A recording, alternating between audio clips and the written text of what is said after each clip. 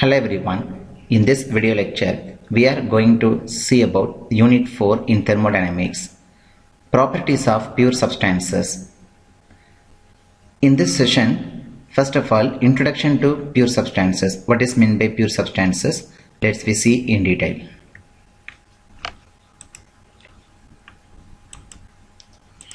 What is meant by a pure substances?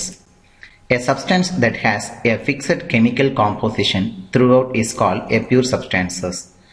For example, if you take a particular substances, if that substance is having a fixed, that is constant chemical composition throughout the system, then that substance is called as pure substances. ஒரு substanceல வந்து chemical contents வந்து ஒன்று போலே இருக்குது அப்படின்னா that substance is called as pure substances. That should be homogeneous. For example, water, nitrogen, helium and carbon dioxide. These are some examples of pure substances. Water எடுத்துட்டோம் அப்படின்னா H2O molecules, that is hydrogen and oxygen is entirely present. Nitrogen gas எடுக்கும்போது only nitrogen molecules are present. Helium is one of the inert gases. Similarly, carbon dioxide. Carbon or oxygen atoms மட்டும்தான் இருக்கும். So these are the chemical compositions entirely present throughout the system. Therefore this substance is called as pure substances. Okay, a pure substance does not have to be of single chemical element or compound. However, ஒரு pure சப்ஸ்டன்ஸ்ங்கிறது வந்து ஒரு single எலமெண்ட்டாகவோ இல்லை ஒரு single காம்பவுண்டாகவோ இருக்கணுங்கிறது கட்டாயம் கிடையாது. வேற வேற எலமெண்ட்ஸாகவும் இருக்கலாம், வேற வேற காம்பவுண்ட்ஸாகவும் இருக்கலாம், ஒன்று சேர்ந்து ஒரு மிக்சராகவும் கூட இருக்கலாம். But it should be contains a fixed chemical composition. That's the pure substances. For example, a mixture of various chemical elements. Various chemical elements means வெவ்வேறு chemical element, வேற வேற chemical elements இருக்கலாம், இல்லை வேற வேற compounds இருக்கலாம்.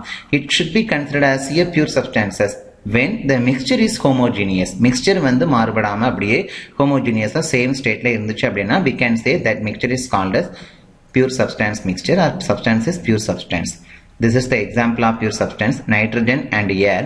Nitrogen எப்போதுமே நைட்ரஜனாவே தான் இருக்கும். Its chemical composition does not vary. Therefore it is considered as the pure substances. Air is also considered as the pure substances.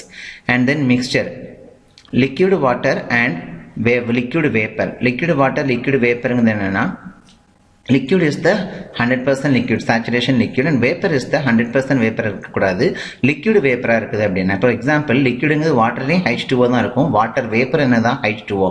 Some moisture contents are present inside the vapor, water vapor. So these chemical compositions does not vary. Liquid having H2O and vapor having H2O molecules. So chemical composition is not varied. Therefore this mixture is also called as the pure substances. Again example, air. இப்போ இந்த ஏர் எடுத்துட்டோம் அப்படின்னா இங்கே எழுதிருக்கோம் liquid air, liquid gas.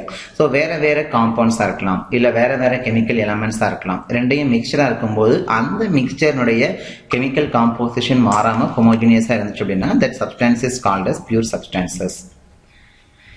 Air is the best example of pure substance among several gases because it is the mixture of the several gases, but it can be considered as the pure substances because it has the uniform chemical composition. ஏர்ல வந்து நிறைய gases சேர்ந்த ஒரு mixer தான் ஏர்னு சொல்றோம்.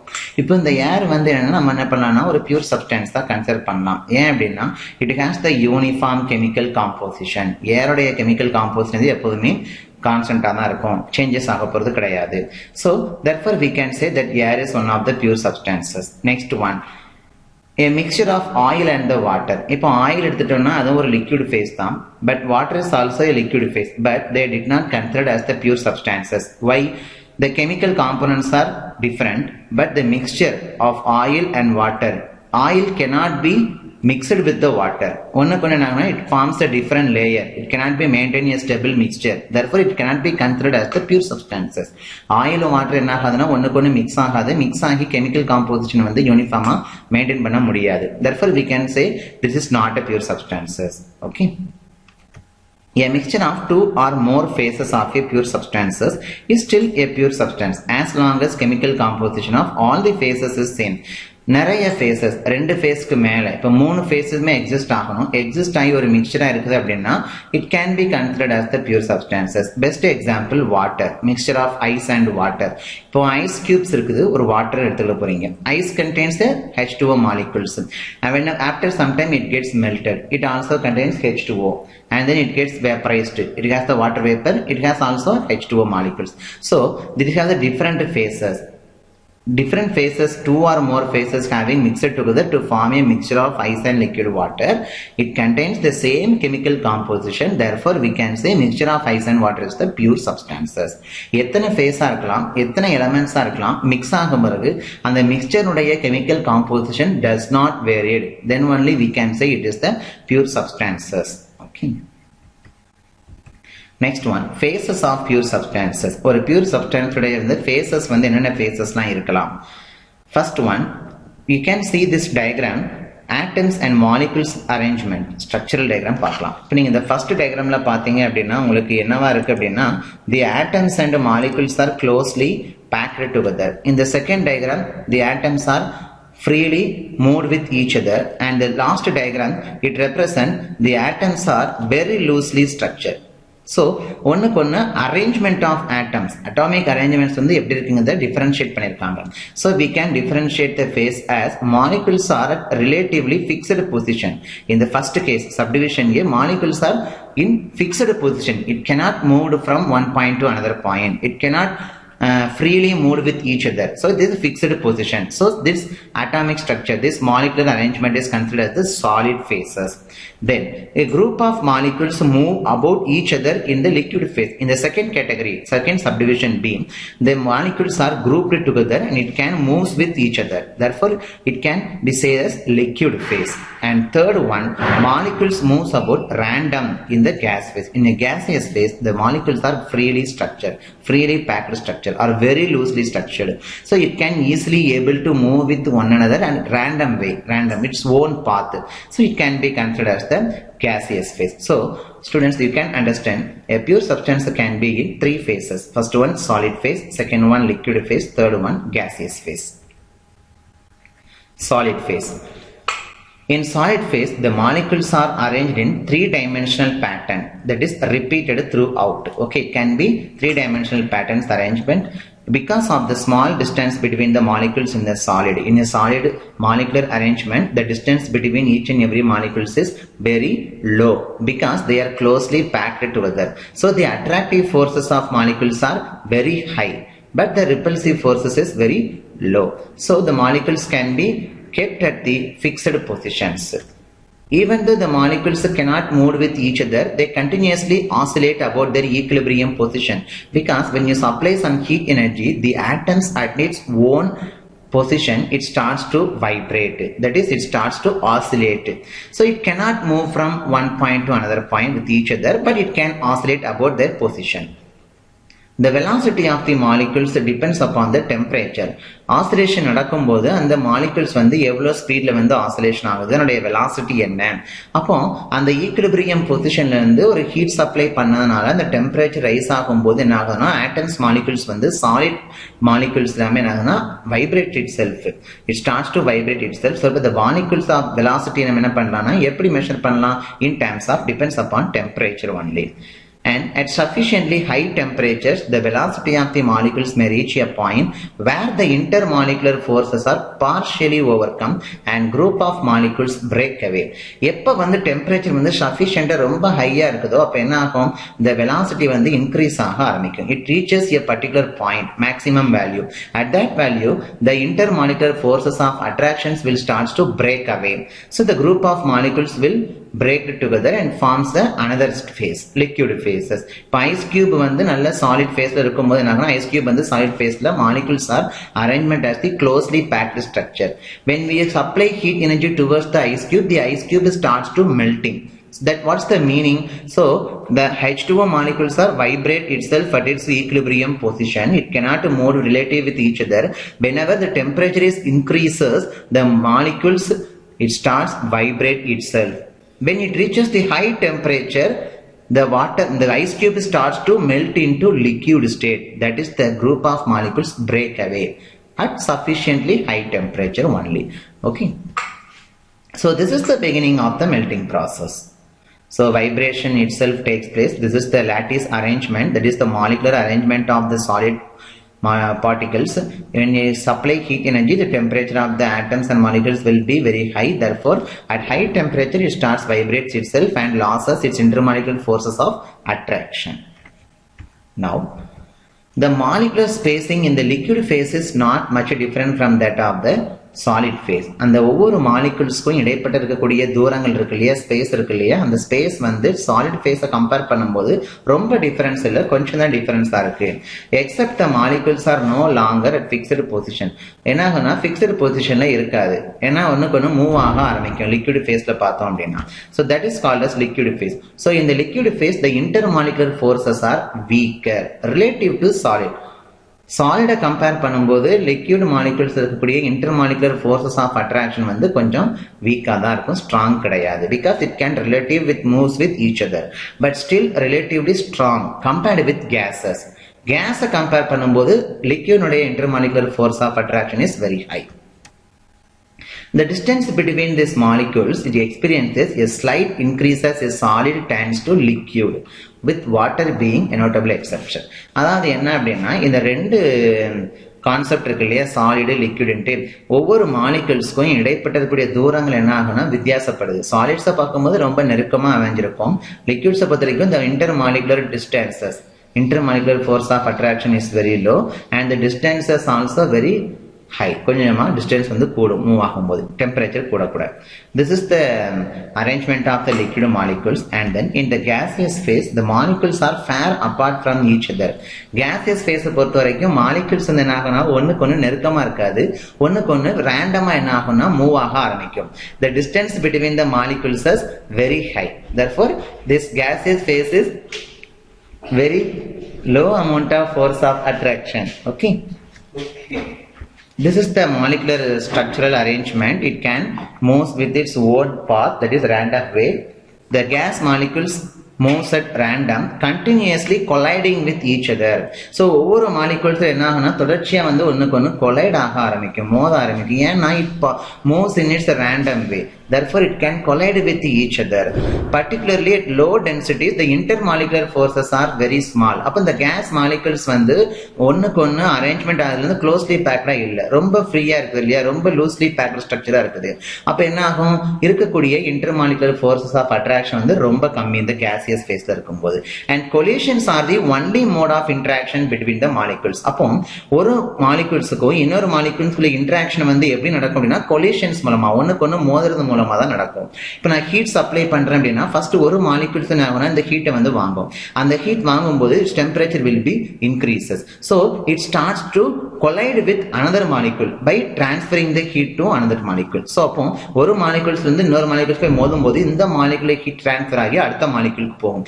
இப்படிதான் கண்டினியூஸா இருக்கணும். அடுத்தடுத்த மாலிகுலுக்கு ஹீட் டிரான்ஸ்ஃபர் ஆகி ஓவரால் கேஸ் நமக்கு என்ன ஆகுதுன்னா ஹீட் ஆகுது. So the molecules in the gas phase are considerably higher energy level than they are in the liquid or solid phases. இப்போ என்ன ஆகுனா gaseous phase பொறுத்து தான் எனர்ஜி லெவல் வந்து ஹை எனர்ஜி லெவலா இருக்குது when compared with the liquid and the solid, because it moves with one way and random direction. It easily transfers the heat from one molecules to another molecules by colliding with each other. Therefore, the gas must release a large amount of energy before it can condense or freeze. இப்போ இந்த case என்ன ஆகும்னா நிறைய amount of heat எனர்ஜியை வந்து release பண்ணும், because it can be moved with relatives its own path. Okay. The next one, phase change process of pure substances. இப்போ pure substancesனா என்னன்னு பார்த்தோம். இந்த pure substanceல என்னென்ன phases இருக்குன்னு பார்த்தோம் இல்லையா, 3 different phases, solid, liquid, gaseous. இப்போ இந்த சாலிட்க்கும் லிக்விடுக்கும் கேசஸ்க்கும் வந்து மாலிகுலர் அரேஞ்ச்மெண்ட் எப்படி இருக்குது, இன்டர்மாலிகுலர் ஃபோர்ஸஸ் ஆஃப் அட்ராக்ஷன்ஸ் எப்படி இருக்குது, ஒன்னுக்கு ஒன்று எப்படி வந்து கான்டாக்ட் பண்ணிக்கிறது அப்படிங்கிறத டிஸ்கஸ் பண்ணோம். இப்போ பார்க்க போகிறது phase change processes of pure substances. இந்த பியூர் சப்ஸ்டான்ஸ்ல இருக்கக்கூடிய 3 ஃபேஸ், சாலிட், லிக்விட், கேஸ், இந்த 3 ஃபேஸும் வந்து எப்படி சேஞ்ச் ஆகுது, அந்த ஃபேஸ் சேஞ்ச் நடக்கக்கூடிய ப்ராசஸஸ்லாம் என்னென்ன அப்படிங்கிறத பார்க்கலாம். First one, compressed liquid and saturated liquid. Compressed liquid na என்ன ஃபேஸ்ல இருக்கு, saturated liquid na என்ன ஃபேஸ்ல இருக்கு அப்படிங்கறத பார்க்கலாம். Consider a piston cylinder device. ஒரு cylindrical arrangement இருக்குதா கன்சிடர் பண்ணிடுவோம். அதுக்குள்ள நம்ம என்ன பண்றோம்னா liquid phase இருக்கக்கூடிய ஒரு வாட்டரை வந்து 20 degree Celsiusல இருக்கிறதா அஸ்யூம் பண்ணிடுவோம். Its pressure will be 1 atmospheric pressure. That will be state 1. இனிஷியலா 1 atmospheric pressureல 20 degree Celsiusல வாட்டர் வந்து piston cylinder deviceல fill பண்ணிருக்கோம். ஓகே, இப்போ நான் என்ன பண்ண போறேன்னா ஹீட் சப்ளை பண்ண போறோம். ஹீட் சப்ளை பண்ணும்போது என்ன ஆகும்? at 1 atmospheric pressure 20 degree Celsius water exists in liquid phase. liquid phase தான் இருக்குது, compressed liquid இருக்குன்னு அர்த்தம். ஓகேவா?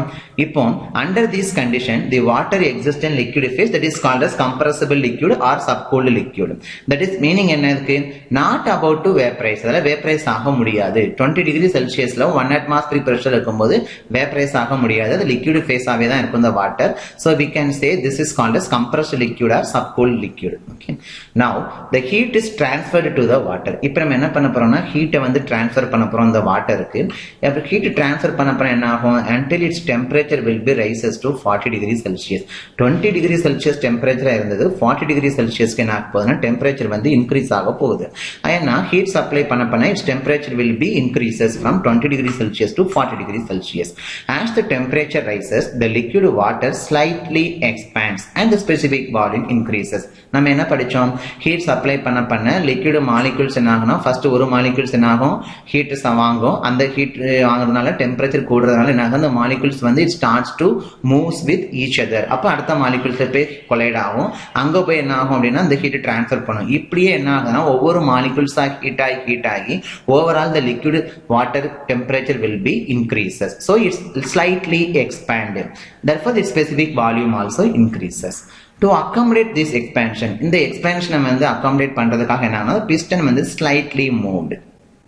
Okay, now the water is still a compressed liquid at this stage since it has not started to vaporize. இப்போ இந்த water வந்து vaporize ஆகல. ஏன்னா 1 atmospheric pressure இருக்கும்போது வாட்டர் எப்பதான் பாயில் ஆகி வேப்பர் ஆகும்? 100 degree Celsius வந்தா it starts to vaporize. So it cannot be say as the another phase. It's in the compressed liquid state since it cannot started to vaporize. As more heat is transferred, இன்னும் நான் heat பண்றேன் 20 degree Celsius இருந்து 40 ஆ போனோம், slightly expand ஆச்சு, specific volume increase ஆச்சு. இப்போ என்ன பண்ண போறோம் பாருங்க, இன்னும் ஹீட் நான் ட்ரான்ஸ்ஃபர் பண்றேன். அதிகமான ஹீட் ட்ரான்ஸ்ஃபர் பண்ணும்போது 20 40 ஆனது 40 பெண்ணாக போனா 100 டிகிரி செல்சியஸ் வந்து ரீச் ஆக போகுது. இந்த டெம்பரேச்சர் வந்து 100 டிகிரி செல்சியஸ் ரீச் ஆகிறதுக்கு என்ன பண்றோம்னா more amount of heat is to be transfer. Let it be the second state. So at this state that is 100 degree Celsius 1 atmospheric pressure இருக்கும்போது that water starts to vaporize. அப்ப என்ன இதுக்கு அப்புறம் நம்ம வந்து என்னதான் ஹீட் கொடுத்தாலுமே என்ன ஆகும்? அந்த வாட்டர் வந்து வேப்பரா கன்வெர்ட் ஆகிறதுக்கான ஃபேஸ் சேஞ்ச் process வந்து நடக்கிறதுக்கு ஆரம்பிக்கும். So at 1 atmospheric pressure temperature will be 100 degree Celsius. That is the boiling point. At this temperature the phase will be changed from liquid state to gaseous state. Okay, this is the phase change process. இதைத்தான் நம்ம என்ன சொல்றோம்னா evaporation அப்படின்னு சொல்றோம். Water ஃபுல்லா evaporate ஆகி vaporise ஆயிருச்சு 100 degree Celsius வரும்போது. அப்போ அந்த 100 டிகிரி செல்சியஸ் வரதுக்கு முன்னாடி நம்ம ஹீட் சப்ளை பண்ணிட்டு தான் இருந்தோம். அது வரைக்கும் என்ன ஸ்டேட்டா இருந்திருக்குன்னா compressed liquid state. Whenever it reaches 100 degree Celsius its temperature increase ஆகி 100 வரும்போது அதுக்கப்புறம் நம்ம எவ்வளவுதான் ஹீட் சப்ளை பண்ணாலுமே என்ன ஆகும்? the water starts to change from liquid state into the vapor state. That is the next point. At this point, that is 100 degree Celsius, water is still liquid but any heat addition will cause some of the liquid to vaporize. 100 degree Celsius reach ஆயிருச்சு அப்படின்னா அதுக்கப்புறம் நீ கொடுக்குற heat எல்லாமே அந்த லிக்விடை வந்து vaporise பண்றதுக்கு தான். That is 1 atmospheric pressure at 100 degree Celsius the water exists as a liquid that is ready to vaporize. 100 degree Celsius வந்தோன்னா ரெடியா இருக்கு வேப்பரைஸ் ஆகிறதுக்கு. That is called as saturated liquid. So ரெண்டு ஸ்டேட் பார்த்திருக்கோம், compressed liquid, saturated liquid.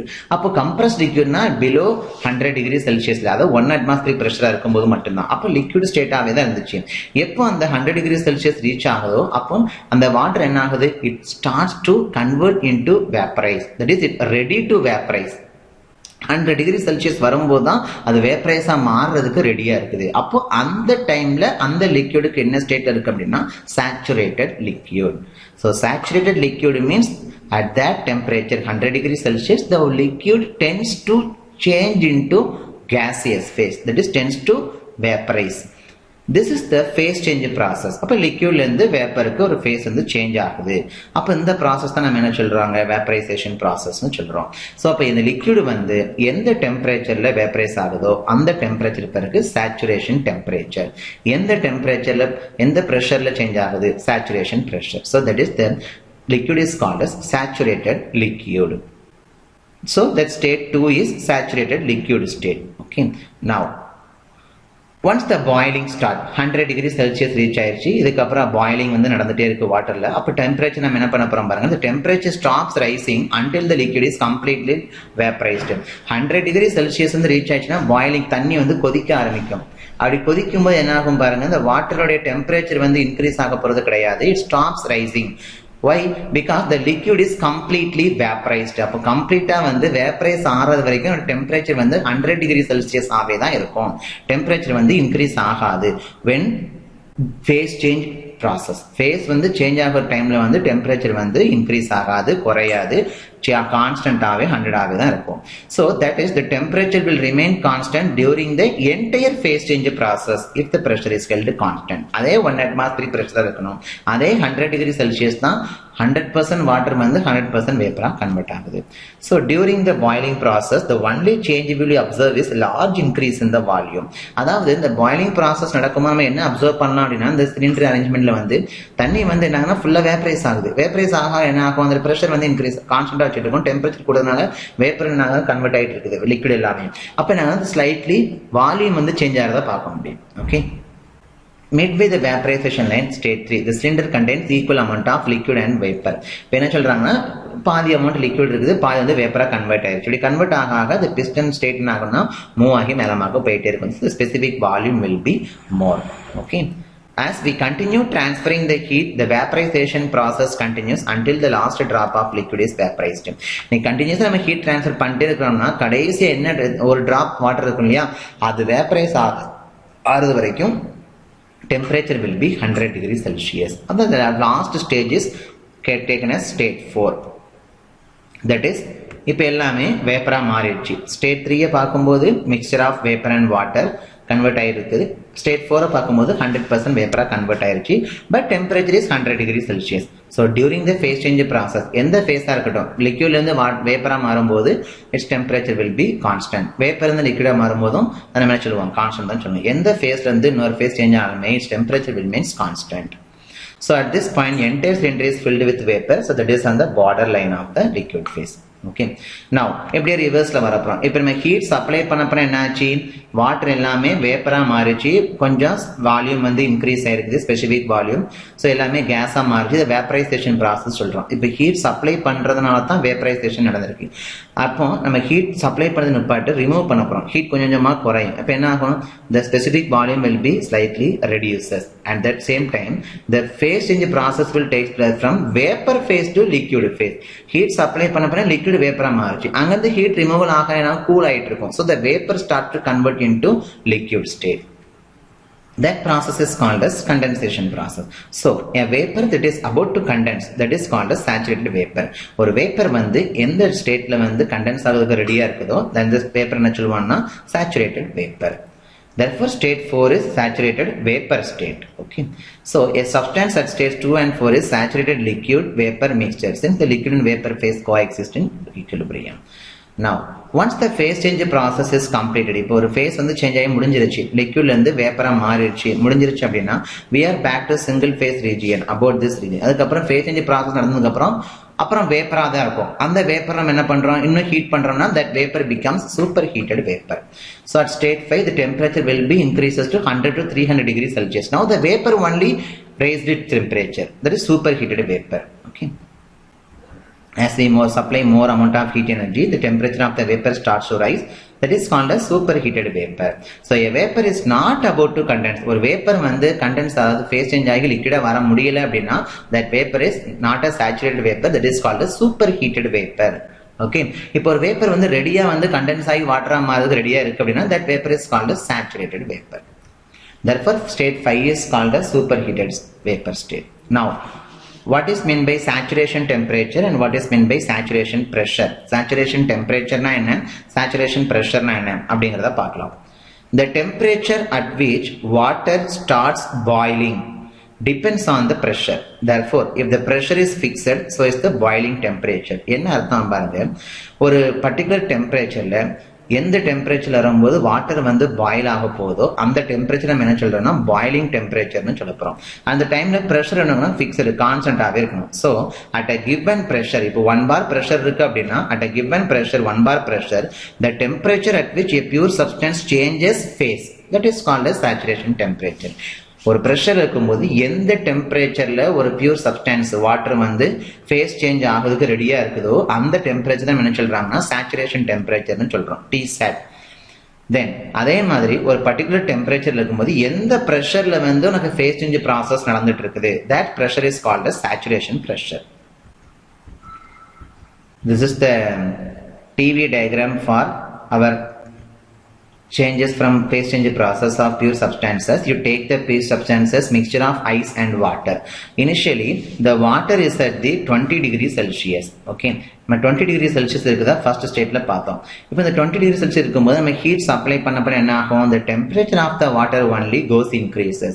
அப்போ 20 temperature என்ன ஆகும்னா 30 ஆகும், 40 ஆகும், 50 ஆகும், 70, 80, 90. But whenever it reaches its 100 degree Celsius, it starts to change from liquid state into vapor state. எப்போ வந்து 100 டிகிரி செல்சியஸ் ரீச் ஆயிருச்சோ லிக்யூட்ல இருந்து வேப்பரா கன்வெர்ட் ஆகிறதுக்கு ஆரம்பிக்கும். ஓகே, ஸோ அப்போ இனிஷியலா இருக்கிற வால்யூமை விட கொஞ்சம் என்ன இருக்கு, அதிகமாக இருக்கு. ஏன்னா some of the molecules are tends to vaporised. So its temperature will be increases 20 to 100. At that temperature, it starts to changes from liquid state to vapor state. So நல்லா கவனிக்கணும், 20 டிகிரி செல்சியஸா இருக்கும்போது லிக்யூட் ஸ்டேட்ல இருக்குது, அதே 0.2 100 degree Celsius இருக்கும்போதும் liquid ஸ்டேட்ல தான் இருக்குது. But when it reaches its 100 degree Celsius temperature, it starts to convert into vapor phase, gaseous phase convert பண்றதுக்கு ரெடியாக ஆரம்பிக்கும். That phase change process is called as evaporation process. So 100 degree Celsius வந்தோம்னா 0.2ல இருந்து கொஞ்சமா என்ன ஆகுது பாருங்க, கன்வெர்ட் ஆகி 3 வழியே போகுது. ஸோ கன்வெர்ட் ஆகி 3 வழியே போகும்போது கடைசியா 4ல வந்து முடியுது. அப்போ இந்த 2ல இருந்து 4 வரைக்கும் என்ன ஆகுதுன்னா டெம்பரேச்சர் ரிமைன்ஸ் கான்ஸ்டன்ட். 0.2ல பார்த்தாலும் டெம்பரேச்சர் வந்து 100 டிகிரி செல்சியஸ் தான், 0.3ல பார்த்தாலும் டெம்பரேச்சர் 100 டிகிரி செல்சியஸ் தான், 0.4ல பார்த்தாலும் டெம்பரேச்சர் வந்து 100 டிகிரி செல்சியஸ் தான். So during the phase change process the temperature remains constant. Okay, so at 0.2 100% லிக்விடாக இருந்திருக்கு, அட் 0.4ல வரும்போது 100% வேப்பர், வாட்டர் வேப்பரா கன்வெர்ட் ஆயிருச்சு. அப்போ 0.3ல பார்க்கும்போது mixture of liquid and water vapour, partly vapour and partly liquid. கொஞ்சம் அமௌண்ட் ஆஃப் லிக்விட் வந்து வேப்பரா மாறிடுச்சு, கொஞ்சம் லிக்விடா இருக்குது. 0.4ல வரும்போது 100% வேப்பரா மாறி இருக்கும், எல்லா வாட்டருமே வேப்பரா மாறிடுச்சு. அதுக்கப்புறம் நம்ம ஹீட் சப்ளை பண்றோம் அப்படின்னு என்ன ஆகும், that vapor will be superheated. Its temperature will rise to 100 to some temperature 300 degrees Celsius. That is the 0.5. That is superheated vapor. Okay. Now this is the tabular column for saturation temperature for a saturation pressure. இப்போ நம்ம நார்மலா atmospheric pressure வந்து 1 bar அல்லது 100 kilo pascal அப்படின்னு சொல்லுவோம் இல்லையா, அந்த இருக்கு இல்லையா 100 கிலோ பாஸ்கல். தட் இஸ் கரெக்டான வேல்யூ வந்து 100 கிலோ பாஸ்கல் கிடையாது. 1 atmospheric pressure 1 பாருக்கு என்ன மீனிங், 101.3 கிலோ பாஸ்கல்னு அர்த்தம். அப்போ இந்த 1 bar ப்ரெஷருக்கு வந்து என்ன டெம்பரேச்சர் வந்து சேச்சுரேஷன் டெம்பரேச்சர் 100 டிகிரி செல்சியஸ். அப்போ அதனால நமக்கு வந்து வாட்டர் வந்து 100 டிகிரி செல்சியஸ்ல பாயில் ஆகுது. நம்ம சுற்றி கூட atmospheric pressure வந்து 1 bar ப்ரெஷரா இருந்தா வாட்டர் வந்து 100 டிகிரி செல்சியஸ் தான் சேச்சுரேஷன் டெம்பரேச்சர். அப்போ இந்த 100 டிகிரி செல்சியஸ் வந்தா தான் நமக்கு வந்து வாட்டர் வந்து வேப்பரா கன்வெர்ட் ஆகும், அல்லது வேப்பர் வந்து வாட்டரா கன்வெர்ட் ஆகக்கூடிய ஒரு temperature. This temperature is called as saturation temperature. இப்போ 100 கிலோ பாஸ்கல் இருந்துச்சுன்னா 100 டிகிரி செல்சியஸ். இப்போ ஒரு 12 கிலோ பாஸ்கல் பாருங்க, அதோடைய டெம்பரேச்சர் வந்து 50 குறையுது. 2 கிலோ பாஸ்கல் பார்த்தோம்னா டெம்பரேச்சர் வில் பி 20. அப்போ பிரஷர் கூட கூட சேச்சுரேஷன் பிரஷர் கூட கூட டெம்பரேச்சர் சேச்சுரேஷன் டெம்பரேச்சரும் இன்க்ரீஸ் ஆகதான் செய்யும். 1 bar pressure atmospheric pressure water வந்து 100 டிகிரி செல்சியஸ்ல பாயில் ஆக ஆரம்பிக்கும். இப்போ நான் பிரஷரை வந்து இன்னும் கூட்டுறேன். ப்ரெஷரை கூட்டும்போது என்ன ஆகும், அதுக்கு இன்னும் டைம் எடுக்கும், இன்னும் டெம்பரேச்சர் இன்க்ரீஸ் ஆகணும். ப்ரெஷர் கூட கூட டெம்பரேச்சர் இன்க்ரீஸ் ஆகணும். டெம்பரேச்சர் வந்து 100 டிகிரி செல்சியஸில் பாயில் ஆகாது, அதை விட அதிகமாக தான் பாயில் ஆகிறதுக்கு ஆரம்பிக்கும். ஸோ இந்த டைமில் the amount of energy absorbed or released during the phase change process is called as latent heat. இந்த 100 டிகிரி செல்சியஸ் ரீச் ஆனதுக்கப்புறம் வாட்டர் வந்து கொஞ்சம் கொஞ்சமாக வேப்பராக கன்வெர்ட் ஆகிட்டு இருக்கு. அப்படி கன்வெர்ட் ஆகும்போது எவ்வளவு ஹீட் எனர்ஜியை அப்சார்ப் பண்ணியிருக்கு, that heat is called as latent heat. இதே இது ஒரு வேப்பர் வந்து லிக்விடா மாறுதுன்னா அந்த வேப்பர்ல இருந்து எவ்வளவு அமௌண்ட் ஆஃப் எனர்ஜி வந்து ரிலீஸ் ஆயிருக்குது. ஏன்னா ஹீட் ரிலீஸ் ஆனதான் டெம்பரேச்சர் குறையும், டெம்பரேச்சர் குறைஞ்சதான் கூலிங் ஆக முடியும், கூலிங் ஆனதான் வேப்பர் வந்து வாட்டரா கன்வெர்ட் ஆக முடியும். இப்படி ஃபேஸ் சேஞ்ச் ப்ராசஸ் நடக்கும்போது எவ்வளவு எனர்ஜி அப்சார்ப் பண்ணப்பட்டிருக்கு, இல்லை எவ்வளவு ஹீட் எனர்ஜி ரிலீஸ் ஆகப்பட்டிருக்கு, that heat is called as latent heat. So more specifically, the amount of energy absorbed during the melting is called as latent heat of fusion. இப்போ melting process நடக்குது, ice cube வந்து வாட்டரா melt ஆகும்போது எவ்வளவு energy வந்து absorb பண்ணி melt ஆயிருக்குது. Melting நடக்கும்போது என்ன அர்த்தம், ஐஸ் கியூப் வந்து வாட்டரா மாறினா ஒரு ஹீட் எனர்ஜியை வாங்கினாதான் லிக்விடா மாற முடியும். அப்ப அந்த ப்ராசஸ்க்கு பேரு மெல்டிங் ப்ராசஸ்ன்னு சொல்றோம். அப்ப எவ்வளவு ஹீட் எனர்ஜியை வாங்கி ஐஸ் கியூப் சாலிட் ஸ்டேட்ல இருந்து லிக்விட் வாட்டரா கன்வெர்ட் ஆயிருக்குது, that amount of energy is called as latent heat of fusion. Okay, so இதே தான் நம்ம சொன்னோம் ஃப்ரீசிங் நடக்கும் போதும் வாட்டர் வந்து ஐஸ் கியூபா மாறும் போதுக்கும் அந்த வேல்யூ வந்து latent heat of fusion தான் சொல்லுவோம். Similarly, the amount of energy absorbed during the vaporization is called as latent heat of vaporization. அதே மாதிரி வாட்டர் வந்து வேப்பரைஸ் ஆகிறதுக்கு எவ்வளவு amount of heat energy absorb பண்ணிருக்குது, that is called as latent heat of vaporization. So ரொம்ப பேசிக்காக நீ தெரிஞ்சுவிட வேண்டியது, ஃபேஸ் சேஞ்ச் ப்ராசஸ் நடக்கும்போது எவ்வளவு ஹீட் எனர்ஜியை அப்சார்ப் பண்ணுது, எவ்வளவு ஹீட் எனர்ஜியை ரிலீஸ் பண்ணுது, அந்த ஹீட்டுக்கு பேர் வந்து லேட்டன்ட் ஹீட்னு சொல்றாங்க. ஓகே மேம், அப்போ அந்த வாட்டர் வந்து ஐஸா மாறதுக்கோ இல்ல ஐஸ் வந்து வாட்டரா மாறதுக்கோ ரெண்டுமே ஃபேஸ் சேஞ்ச் ப்ராசஸ் தானே, மெல்டிங் ப்ராசஸ் ஃபியூஷன் ப்ராசஸ் சொல்லுவாங்க. அதாவது latent heat of fusion process. ஏன்னா ஃபேஸும் சேஞ்ச் ஆகுது, எவ்வளவு ஹீட் வந்து ரிலீஸ் பண்ணுது, எவ்வளவு ஹீட் அப்சார்ப் பண்ணிக்குது, லேட்டன்ட் ஹீட் ஆஃப் ஃபியூஷன். இதே இது வேப்பரைசேஷன், வாட்டர் வேப்பரா மாறுதுன்னு வச்சுக்கோங்க, வாட்டர் வேப்பரா மாறுதுன்னா லேட்டன்ட் ஹீட் ஆஃப் வேப்பரைசேஷன். அந்த வாட்டருங்கிற லிக்விட் ஸ்டேட்ல இருந்து வேப்பருங்கிற கேசியஸ் ஃபேஸா சேஞ்ச் ஆகிறதுக்கு எவ்வளவு ஹீட் வந்து அப்சார்ப் பண்ணிருக்குது, that heat is called as latent heat of vaporization. So the magnitude of latent heat depends upon temperature or pressure at which the phase change occurs. எந்த phase change process நடக்குது அந்த டைம்ல என்ன temperature pressure இருக்கோ அதை பொறுத்து latent heat உடைய value வந்து அமையும். Okay, so at 1 atmospheric pressure, இது வந்து ஒரு கான்ஸ்டன்ட் வேல்யூ கண்டிப்பா ஞாபகம் வச்சுக்கணும். 1 atmospheric pressureல latent heat of fusion of water வந்து 333.7 kJ per kilogram. இப்போ என்ன அர்த்தம் அப்படின்னா, ஒரு ஐஸ் கியூபை வந்து நம்ம மெல்ட் பண்ணி வாட்டரா கொண்டு போறதுக்கு 333.7 kJ ஹீட் தேவைப்படுது. அதே இது வந்து latent heat of vaporisation, water வந்து வேப்பர் ஆகிறதுக்கு 2256.5 kJ per kilogram of heat வந்து நம்ம சப்ளை பண்ணணும். ஸோ அப்போ அந்த வாட்டர் வந்து வேப்பரா மாறதுக்கு இவ்வளவு ஹீட் வந்து அப்சார்ப் பண்ணப்படுது. அதே தான் வேப்பர் வந்து கண்டென்ஸ் ஆகி வாட்டரா மாறிச்சோன்னா இவ்வளவு ஹீட் வந்து ரிலீஸ் பண்ணணும். So that is called as latent heat of vaporization. Thank you.